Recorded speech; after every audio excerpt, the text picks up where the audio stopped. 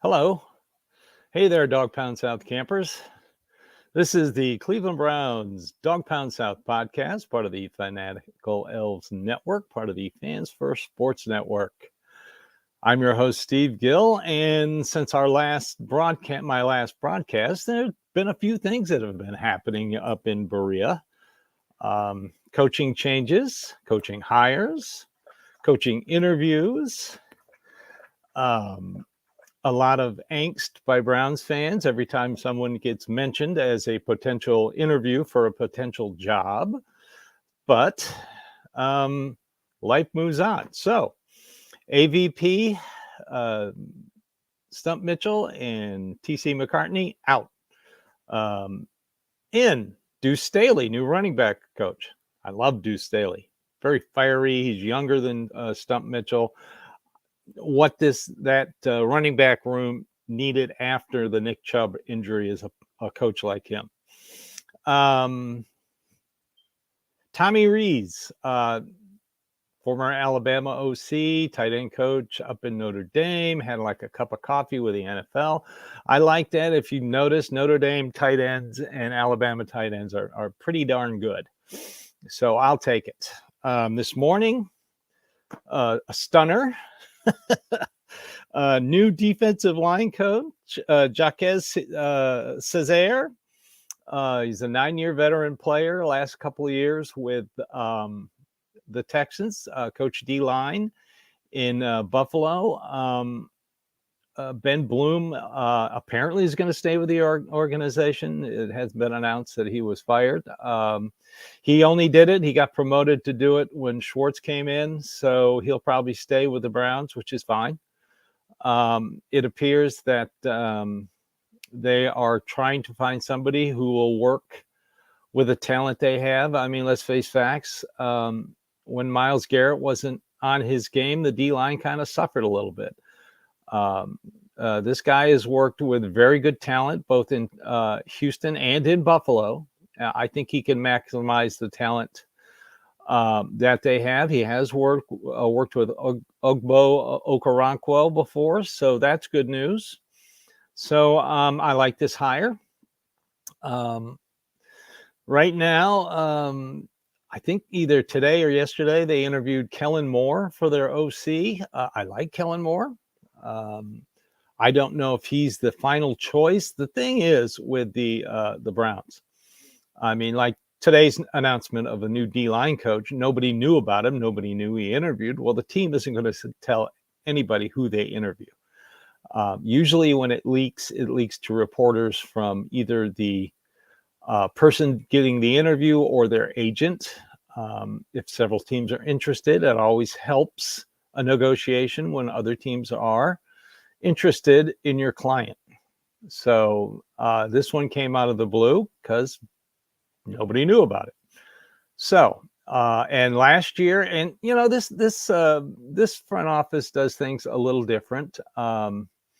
Last year, before they fired Joe Woods, they wanted to make sure Jim Schwartz was available.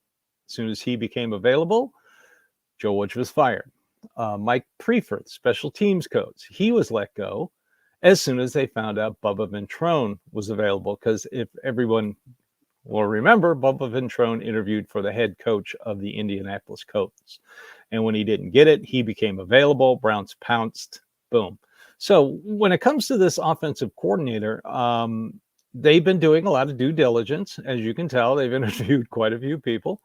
But I have a feeling they're waiting to interview someone who's going to be coaching tomorrow during the championship games. Clint Kubiak comes to mind. Everybody knows Kevin Stefanski's relationship with the Kubiaks. And he does run the similar offense for San Francisco. He's a quarterback coach. But, you know, every time they interview somebody, everybody's going to complain, and then everybody's going to point out anything. Like Ken Dorsey. Well, you know, Buffalo's offense stunk. That's why they fired him. They were number 3 when they fired him. And Ken Dorsey worked with Cam Newton. Cam Newton is really good buddies with Deshaun Watson. There's your link. But I still have a feeling they're waiting till the games, championship games, to interview somebody. I don't know. They could like Kellen Moore and offer him the job. What else in coaching news? Everybody was worried about the Brian Callahan head coaching of the Titans, his hire, and everybody, well, there goes Bill. Not necessarily. During his press conference, somebody asked him, "Will your father be joining you?" And his one-word sentence was, "My father is currently under contract with the Cleveland Browns." I have heard he loves Cleveland. Bill Callahan, he loves his situation, and he is being paid very well, extremely well for an offensive line coach. So I wouldn't be surprised if he stays. That would not surprise me. So that's where we stand with the coaching. Last week, I discussed a little bit about the salary cap. And I'd like to add a little bit to it in relation to how the front office has worked through this coaching process. So this coaching process, like I said, they don't do anything in a knee-jerk fashion. It's deliberate. It's a process. They do it quietly and they do it quickly, and they know what they're doing. As it also relates to the salary cap. Like I explained last week, the restructures and you're constantly moving money forward. I found something interesting in the Andrew Berry interview in his press conference, end of the season press conference. Somebody asked him about the trade for Deshaun Watson, asked him how it's working out, and up to this date. And he said something along the lines, I can't remember the exact quote, but something along the lines of, we weren't thinking of this as a short term. It was more like a 10-year trade, a 10-year option on the trade, which I found interesting. So basically what the Browns are doing is they're forecasting. They are already thinking about 2026 with payroll. When it comes to player payroll, they are looking forward, and that's a great business model.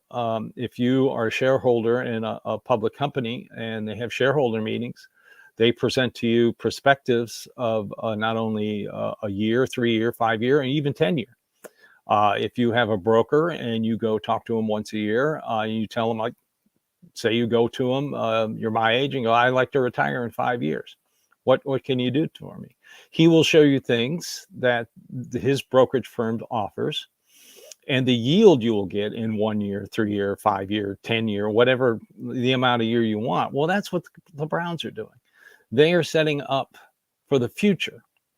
And the way they're doing it is there's a provision in the salary cap that you can pay upfront cash to the player, and it doesn't count against the cap. It's not part of the cap number. A few teams do it. The Browns do it. The Eagles do it.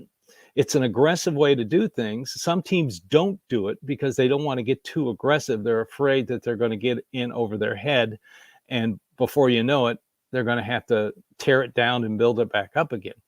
But it is sustainable if you take into consider this cash. And the key ingredient in paying this upfront cash is an owner who's rich enough and willing enough to do it.